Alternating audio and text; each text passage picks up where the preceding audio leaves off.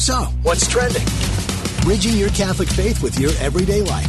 You're listening to Trending with Timmerie on Relevant Radio. Good evening. This is Stacy Trasancos in for Timmerie in this really strange February that we are having down here in Texas. I want to start out very quickly by asking everyone to please say a prayer for us down here. I am hailing to you from East Texas in the Diocese of Tyler. And we are all like, what happened? Because we couldn't even go to church yesterday because the snow. There's snow. There's like, we got almost a foot here where I live in a little place called Hideaway, Texas. And although my family lived in New York and Massachusetts for many years, us Texans down here don't quite know what to do with the snow, and so we've been without electricity for a long time. Our family has been fine, but hundreds and almost thousands of people around us have not got electricity, and now our water pipes are breaking, and we don't even have water. So it's kind of rough down here. We're hoping for things to lighten up a little bit during this Lent. But I would appreciate some prayers for all the people who are suffering down here, but hopefully we're almost to the end of it. And I know you've been watching it and seeing it on the news, and I'm just telling you what it's like right down here. There's white stuff everywhere, and people don't know what to make of that. Today on the show, we got several things lined up to talk about. Talking about an article in the Atlantic about what you gain when you give things up. So it's very popular to talk about fasting and the virtue of temperance during Lent, but it's an ever new virtue to talk about. I mean, that's what virtue is. We practice it during our whole lives, and so we never quite perfect it, but we always try to do better. So I don't think you can ever exhaust that topic. I know myself, you may feel the same way, and I would like to hear from you today that it's always in each stage of life wondering how you can better become the master of yourself. And that's what this article is about in the Atlantic, what you gain when you give things up. What you gain is that you become the master of yourself, which is a really good thing to do. As a mother, I've worked with, you start working with kids on that from infancy, on how to master themselves, how to calm themselves down, get themselves to sleep, feed themselves, move themselves around, and then you work on that later in life with kids that get older on how to control their tempers. Moms, dads, you know what I'm talking about, how to control their tempers, how to control what comes out of their mouths and to deal with their emotions, and not have temper tantrums. But you also have to work with kids on how to not eat the whole box of donuts or the whole box of cookies, and how to make choices that are healthy for you. Well, you can get really sophisticated with this topic. And this article in the Atlantic does add some science to it. We like science, right? Add some secular flavor to it, but and it's really cool to go through things like that because this is human nature being human. These are people coming to grips. I always love it when science discovers something the church has been teaching ever since the church started. So it's always really interesting. I'm like, the Catholic Church scooped you there, Mr. Scientist. And this is another such case, like the scientists are figuring out that it's really good for our happiness, and that is something scientists try to quantify, which is difficult, but that's another story. They're trying to measure the happiness in people, and they find that when you do without, when you learn to control your desires, that it makes you happier. And this is all classic Catholic teaching. So that's what we start learning. But it's really neat how it fits together because the truth cannot contradict the truth, right? So when science discovers something that's true, a lot of times I start nodding my head like, yep, the church teaches that. Actually, I'm a convert, so a lot of these things. I heard the church teaches it, and I'm like, that makes so much sense. Anyway, we'll dive into that in just a little bit. Let me tell you about the other two topics first. We're also going to talk about more science. Sorry.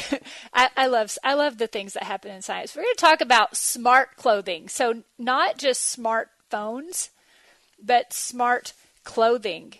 And it all gets back to this nanotechnology revolution, but it's kind of funny, again, because the BBC has an article, Smart Materials from Tiny Robots to Color Swapping Clothes, and it sounds a bit ominous, and it sounds kind of science fiction-y, and it sounds like things are happening really fast, and we got to do some bioethical head-scratching to figure out what's going on here. It's kind of funny to me because I've been doing nanotechnology back. I remember when that word first came along. I was a budding chemist at the time, and I became a chemist because I wanted to do nanotechnology. I thought it was really cool, but then I realized what it actually is. It's just chemistry.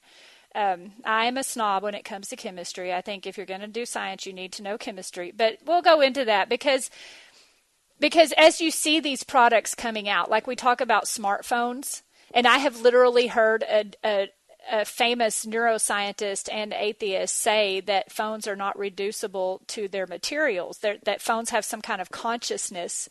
And it's a hoot because that's not true. Phones are just doing chemistry. It's a bunch of atoms and molecules doing what they're supposed to do.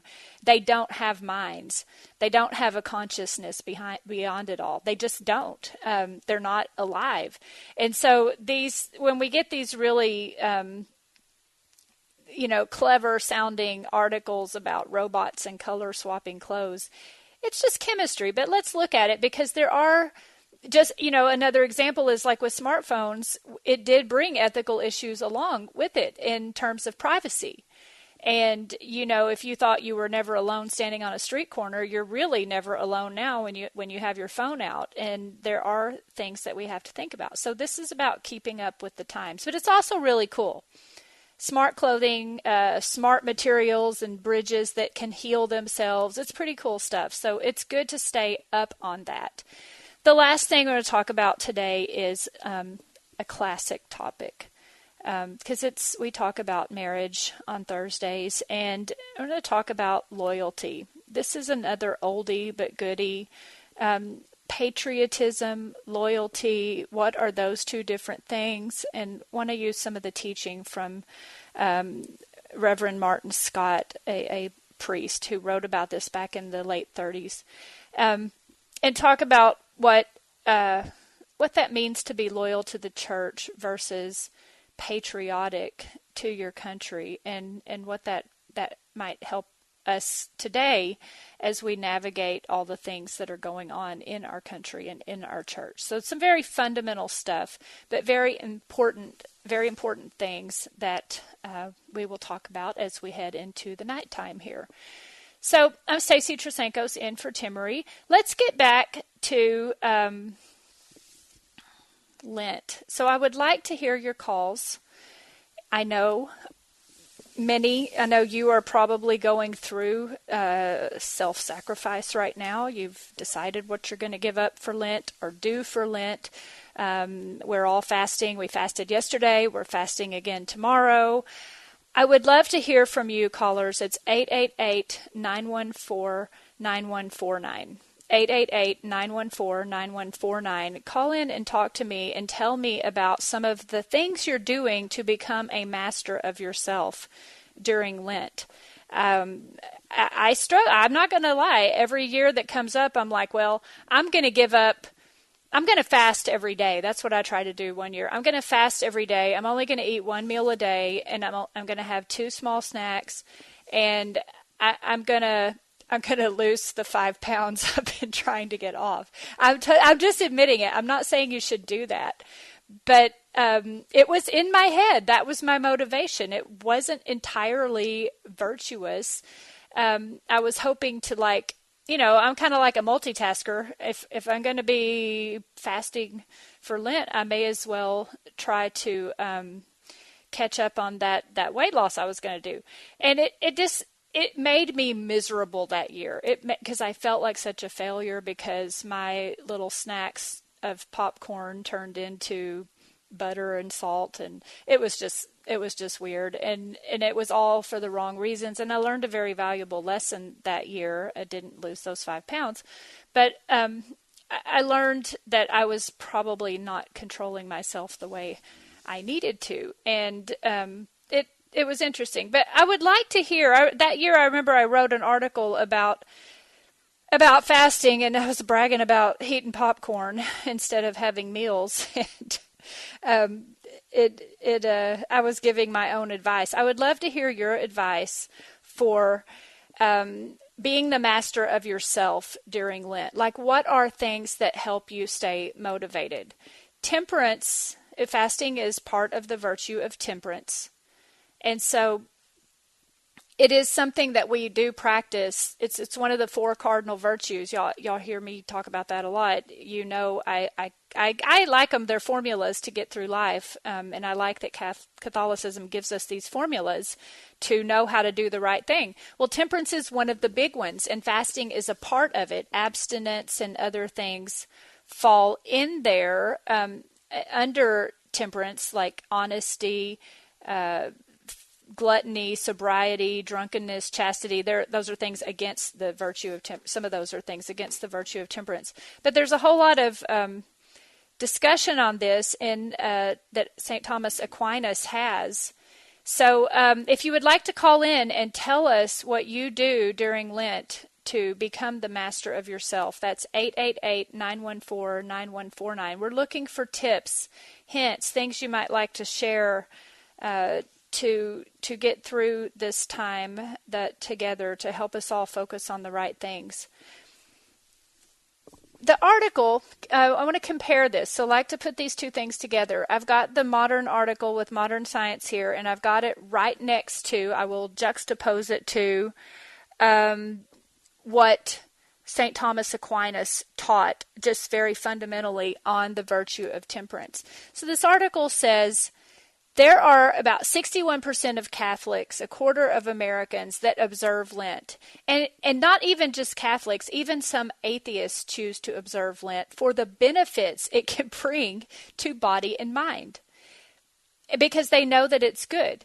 Well, these Lent lovers, the article calls them, are not just oddballs. The happiness benefits, this is science lingo if you've ever studied the happiness stuff. The happiness benefits of sacrifice are backed up by plenty of social science.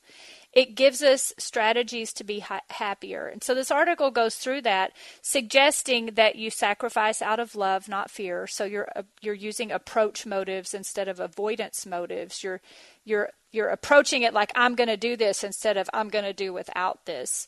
And that you make it small. You start with insignificant sacrifices, and you learn you can master those and build up. And then you cycle your pleasures. So you do take some time off from things you like don't eat chocolate for a week so you can get back to it and really enjoy it. We all know how that goes at the end of the 40 days.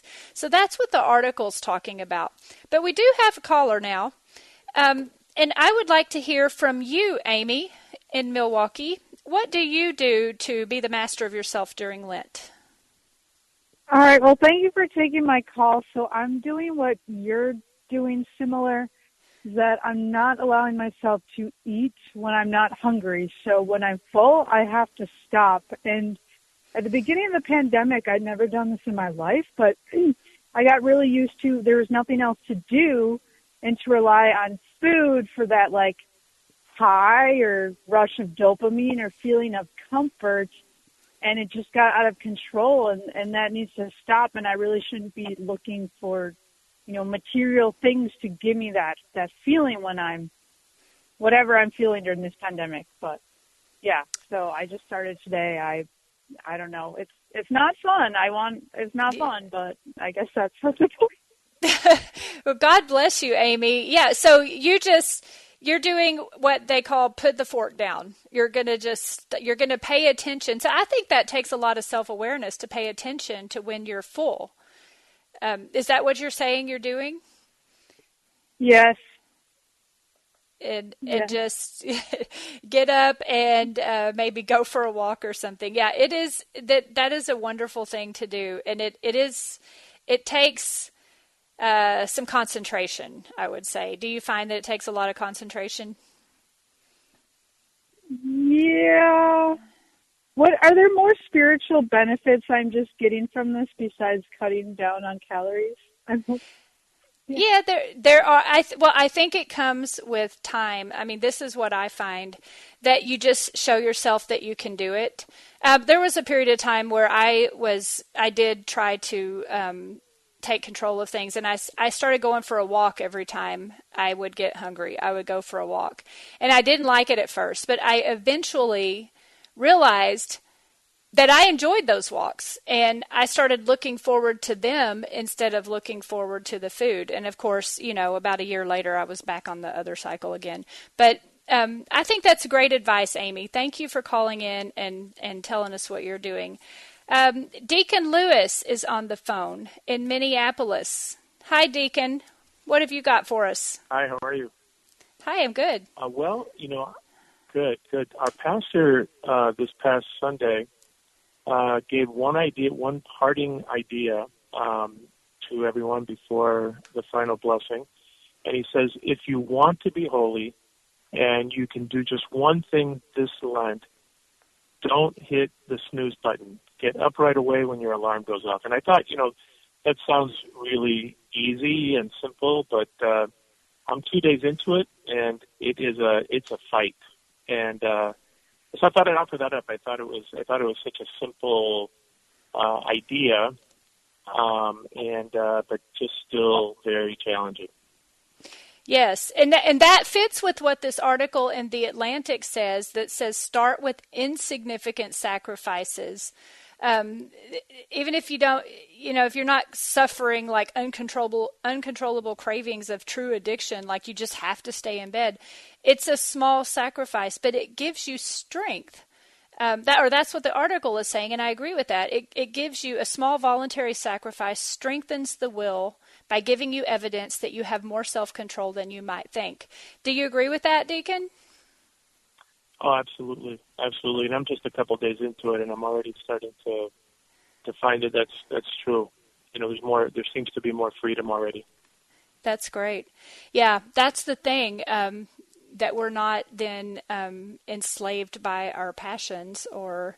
And I like that. Thank you. And I'm going to try to do that too. I'm going to try to get up the first time the alarm goes off. It's been hard down here because nobody's going anywhere. So we tend to want to stay in bed with all the snow in Texas. Thank you so much for calling in, Deacon. We have another caller on the line. Let's see. Renee in Reno is giving up TV. Ooh. Hi, Renee. Hi, Ray. Actually, hi, how are you? Actually, it is Ray, R-A-E. Ray. Yeah. I know it's different.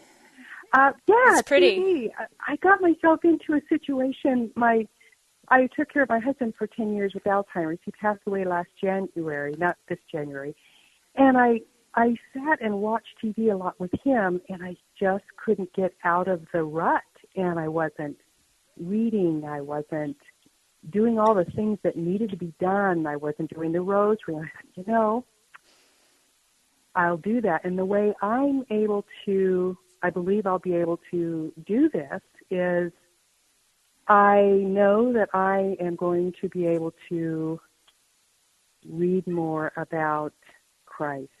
I'll be able to dedicate more time, and I'm doing it for him, not for me. And I'm a kind of person that if I'm doing something for someone else, it's easy. It's when I'm trying to do something for myself that it's hard. So maybe that's something people can turn. Yeah, no, and that's beautiful. That fits with this article too, sacrifice out of love, not fear. That's the number one thing that the social scientists are saying it works, is that you're approaching it with a positive end in your relationship, a positive goal in your relationship, instead of the attitude of a negative circumstance where you're going to be avoiding something. That's beautiful, and I think that fits. We're going to have time for one more caller. before we get ready for a break. Frank in Illinois. Hey, love this topic. The first thing is, you say start out with small and significant things, but we always take heart that no matter what kind of sacrifice we do, and God definitely glorifies that. And speaking of technology, I am setting my phone because, as a father, I want to spend more quality time with my wife and my daughter and my son. And we have a tendency at certain times at night, everybody's doing their own thing, whether it's on the computer or the phone. So I'm, using my phone to set an alarm saying, this is the time of night where, if it's not around the dinner table, I want to be able to connect with, with each one of my families, and I don't get sucked into a TV show, or I don't get sucked into looking at Facebook, or I don't get sucked into any of these other things that aren't really, adding value. And using my phone as a way to do that, I'll close the alarm. I know, hey, you need to be doing these other things that are more important. So. That's great. That's a great way to use that smartphone, Frank. And that fits with what Ray was saying. Thank you for calling in. And before we head to the break, with this great advice that our callers have been giving us in the context of this article about happiness and being the master of ourselves, it's really lovely that we're thinking about other people.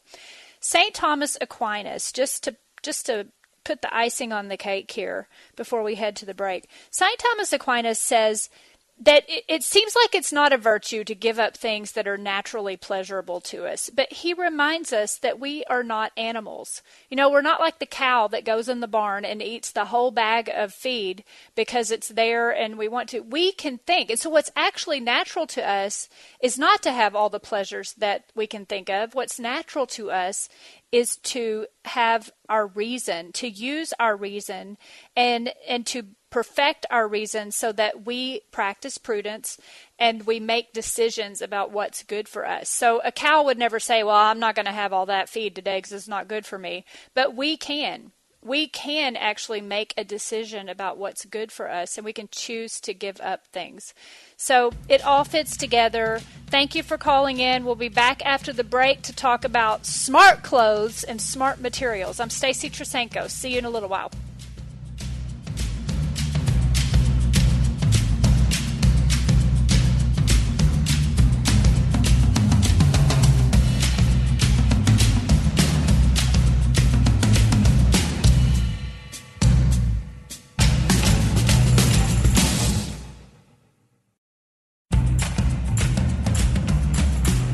So, what's trending?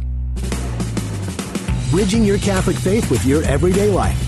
You're listening to Trending with Timmerie on Relevant Radio and the Relevant Radio app. Hello, welcome back to the show. This is Stacy Trasancos broadcasting from snowy East Texas. It's really a hoot, as we say down here, that there's snow everywhere and sub-zero temperatures. We're not quite sure what to do. Thank you for your prayers for the people down here without electricity and water. In this segment, so last segment we were talking about temperance and an article in the Atlantic about how doing without makes you happier because it makes you the master of yourself. I want to change gears a little bit now and talk about something else, smart materials, something else that we are mastering, not of ourselves, but mastering nature. And you may hear the word smart materials or smartphone, or you may hear that there are little robots that are going to be injected into your body and go around and fix things. And it might sound kind of familiar, a little bit like something from the past of science fiction.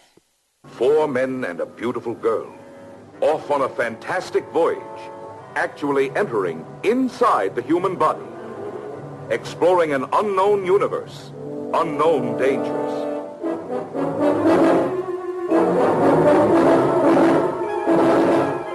They're tightening.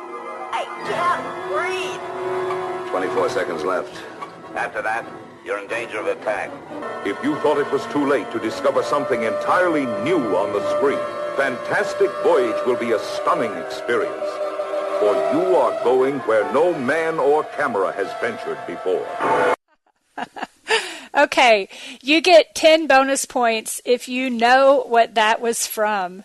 That was from the movie called The Fantastic Voyage from 1966, actually before I was even born. 1966. It's a movie about an American submarine and a beautiful girl and 4 scientists. It's a submarine science fiction adventure film directed by Richard Fleischer and Harry Kleiner, written by Harry Kleiner. It's based on a story about a submarine crew who are shrunk to microscopic size and venture into the body of an injured scientist to repair damage to his brain. So you see, this idea of smart materials is not anything new. It's something that, and science fiction is cool because it often does predict what's going to come about.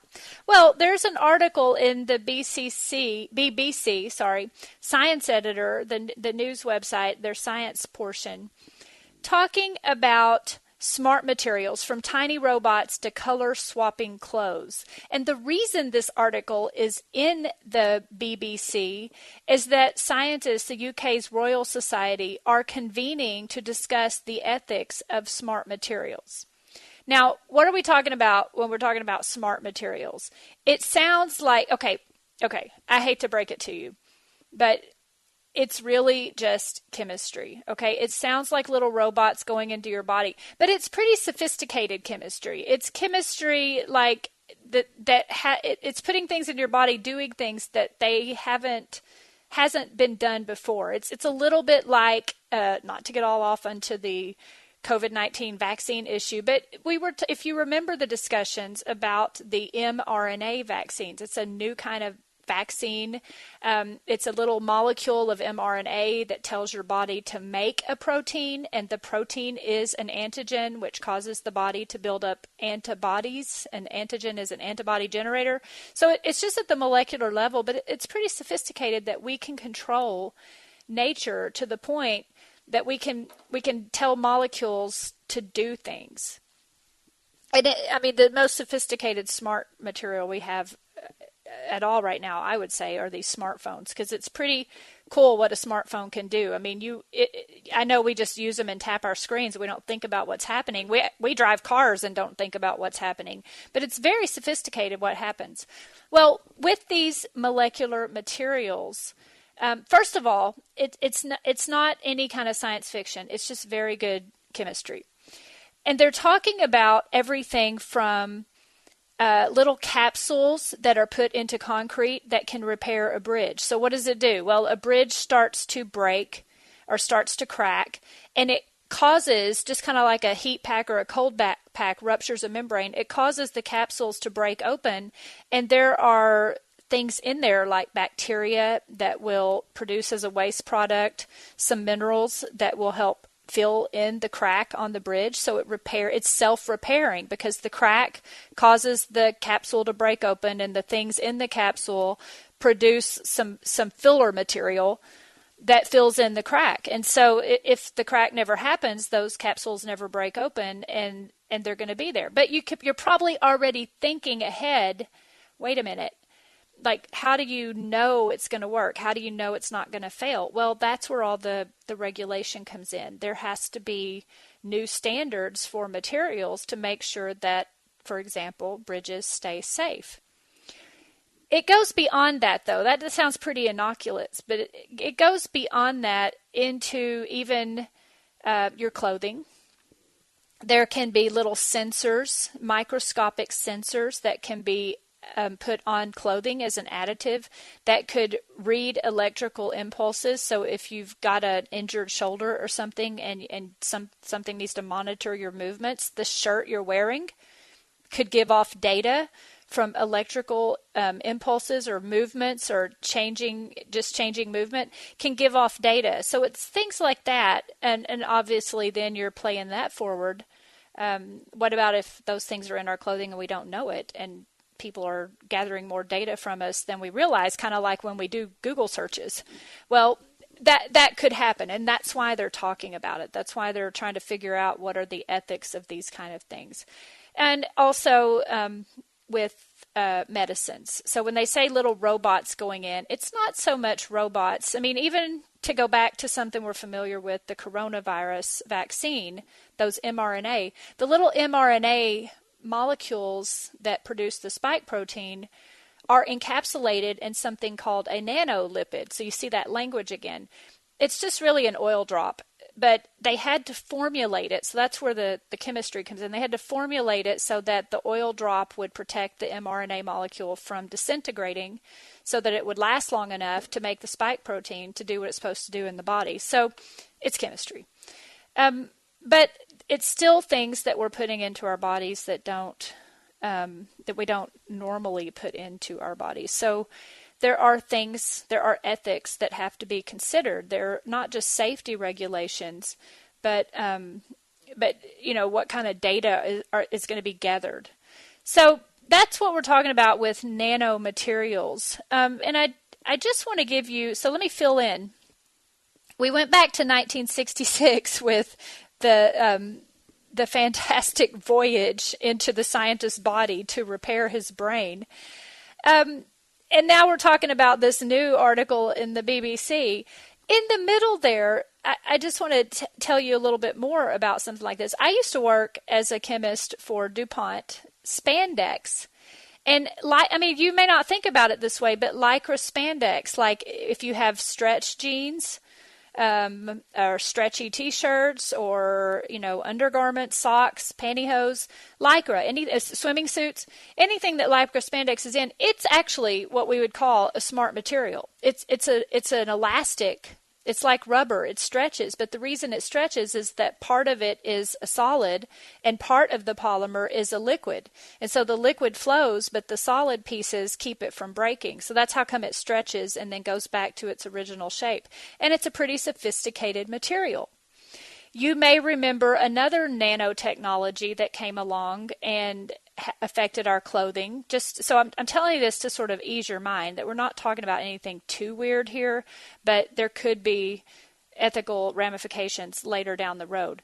But I don't know if you remember the Dockers pants that wouldn't get wet. Like there were commercials where the guy's on a date and he spills wine on his pants and he thinks, oh no, I'm going to have to go home because my pants are going to have red wine all over them. But lo and behold, the pants just repel the wine. The wine rolls right off of them. And his pants don't get stained. They're stain resistant.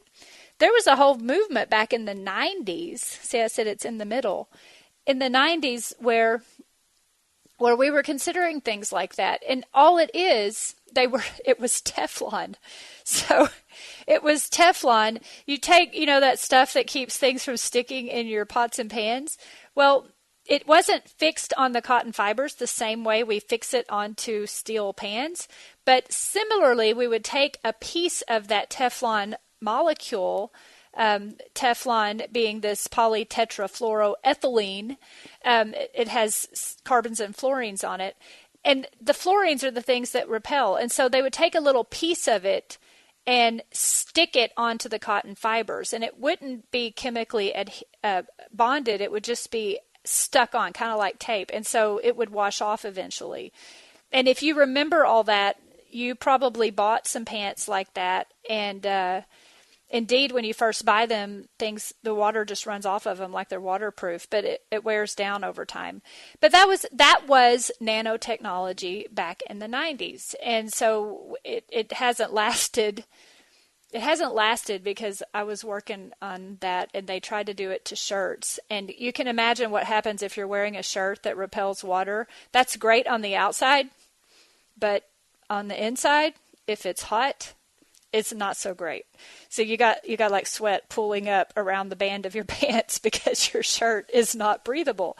So the point there, the reason I'm even telling you that is that in science, we are co-creators with God. We are moving atoms and molecules around in ways that they wouldn't have moved around on their own. And we a lot of times mimic what happens in nature. We're copying God's handiwork. But here's the thing. Whenever we do something, there are always unintended consequences as well. And never do you see that play out than when you try to, I'm not going to say play God, because that's not what these scientists are doing, but you're trying to manipulate what you learn in science to make things better for the human race. And it doesn't always go exactly as you planned. What does that have to do with right now in this article in the BBC? Well, it means pay attention to this stuff. That's why we're talking about it now.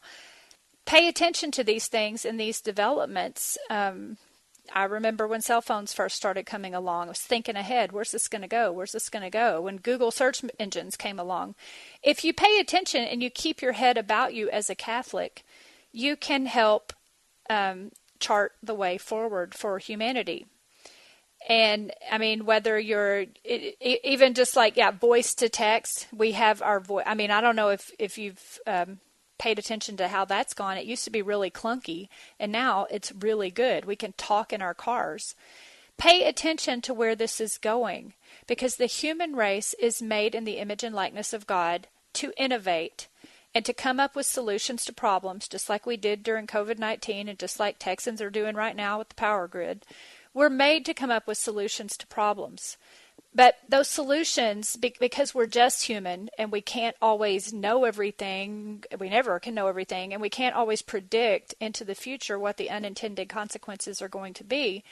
I'm not kidding you. It really does take someone who knows the value of practicing Catholic virtue, or practicing virtue, which Catholic teaching teaches so well.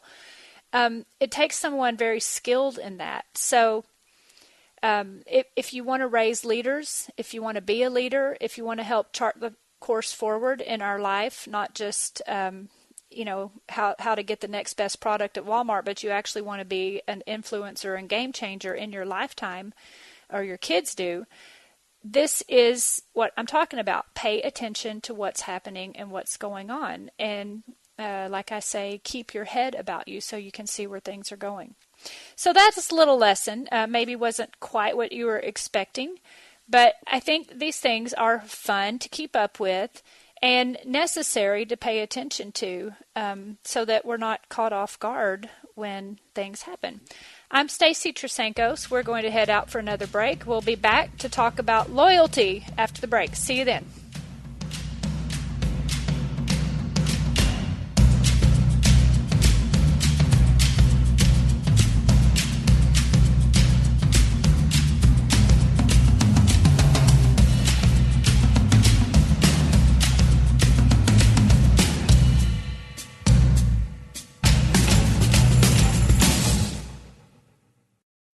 Catholic Order of Foresters is proud to sponsor the Relevant Radio studio line. For information about employment opportunities and flexible premium life insurance plans, visit relevantradio.com/forester. We're talking about what you're thinking about. You're listening to Trending with Timmerie on Relevant Radio and the Relevant Radio app. Welcome back to the show. This is Stacy Trasancos in for Timmerie this evening. And before the break, we were talking about smart materials and paying attention to what's going on in technology as part of living the Christian life. We have a caller that has something to say about that. Gianni, welcome to the show. Oh, well, thank you for taking my call. Very welcome. And I want to say that since you've been filling in, you're an inspiration to women to go into the sciences, and it's long overdue. But hey, something that is concerned me is that, our exposure to electromagnetic radiation over the last century and that, and now with the cell phones and that. Do you foresee that this might be a problem going down the road? That the cell phone people are, while you can use them on the speakerphone, which I am doing now, still this is a big part of our culture and lifestyle. Do you think we're going to see problems with brain injuries and cancers due to our exposure to all kinds of electromagnetic radiation? Refrigerators, television, cell phones. Yes. What's your take on it?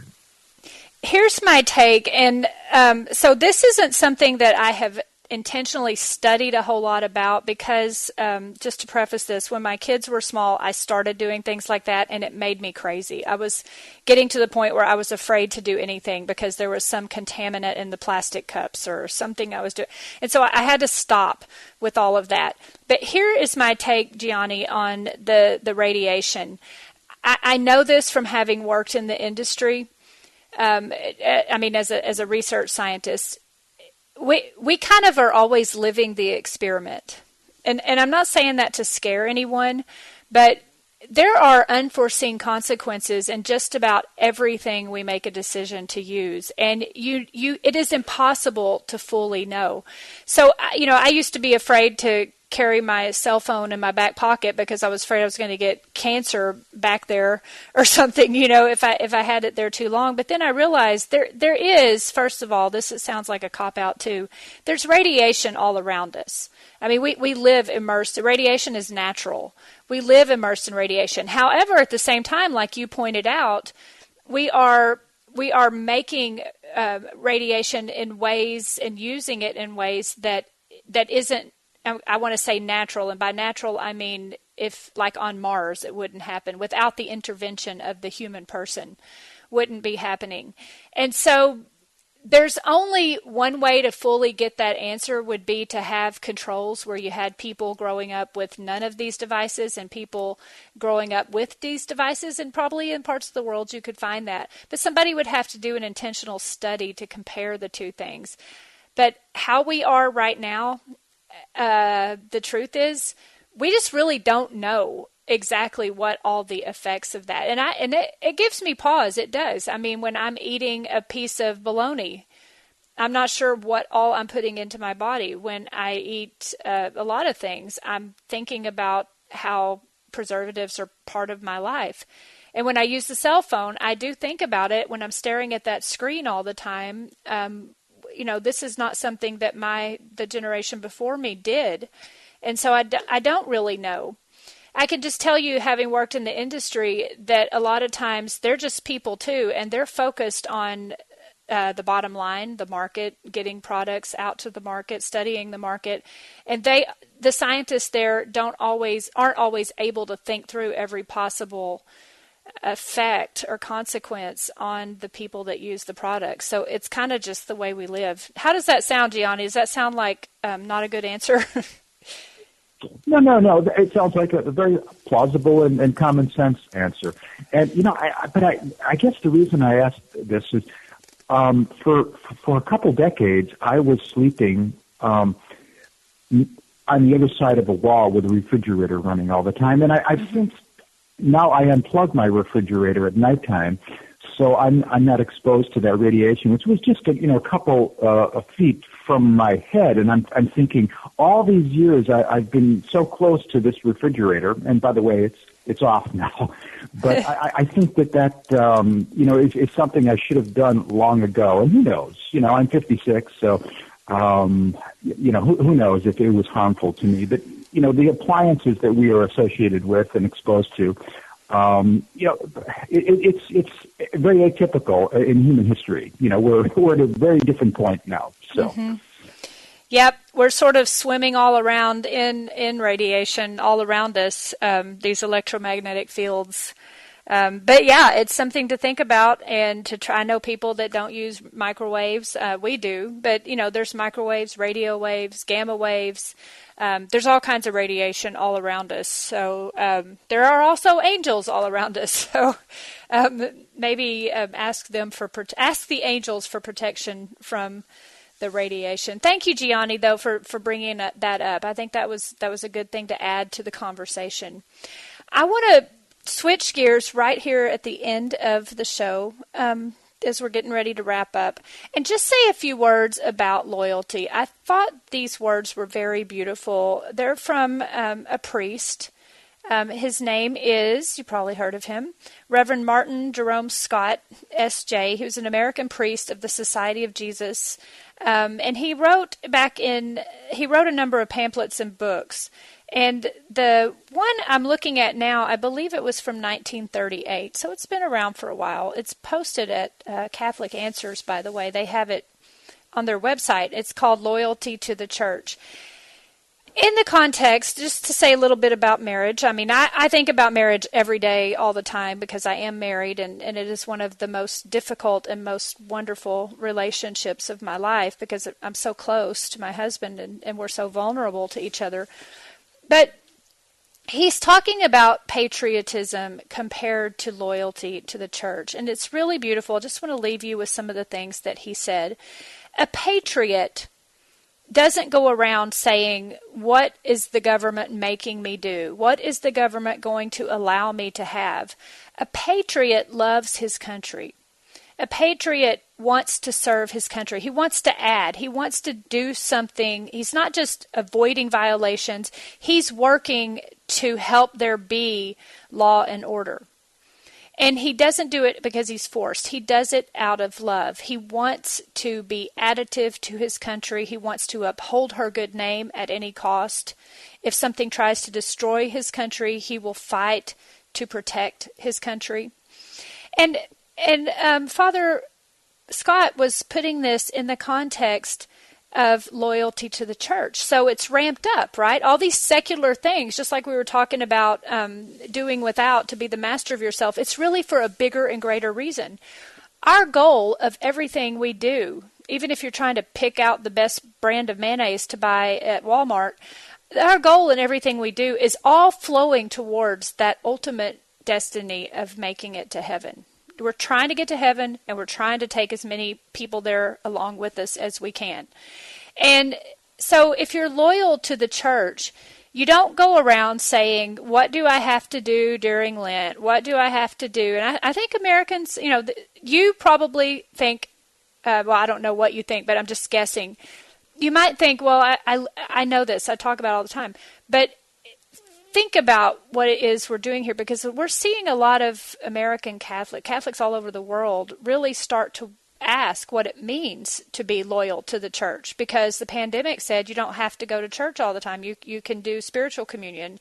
And now down here in Texas, we couldn't even go to church yesterday for Ash Wednesday. What does it mean to be loyal to the church? It's even more than being patriotic to your nation. Being loyal to the church means you're not just abiding by church teaching because that's what the church says you have to do. You're doing it because you love Christ. You're doing it because you are loyal to this institution. You're not tearing the institution apart. You're not dividing the body of Christ. You're not criticizing the bishops. You're not, you may have disagreements, but you're not trying to rip it apart. You're trying to build it up. You're loving Christ. You're serving Christ by building up the body of Christ. And so you, like the Father Scott gives several examples, like when it comes to Catholic schools, you're helping make them better. When it comes to building civilization, you're ultimately patriotic to your nation because you're loyal to the church. You're helping to build civilization so that the whole country, even people who are not Christian, are living by the truth, the natural law. So people are living according to what's right and what's good. Just like I said, just like St. Thomas Aquinas said about fasting and temperance, it's not natural to us to just eat the whole bag of donuts. It's natural to us to use our reason and perfect our reason and make a good decision about a donut or what we're going to eat. Likewise, in our nation and in our church right now. And so I don't know how what plays out for you in your particular situation, but I love that attitude he's talking about, being loyal to the church out of love. We're doing what we can, not just because we have to. We're doing it for the greater good. And so keep that in mind. We know that eventually success will crown the church's efforts. The gates of hell will not prevail. Loyal Catholics are the chivalry of Christianity. I'm Stacy Trasancos. I will see you next week. Be blessed and have a great Lent.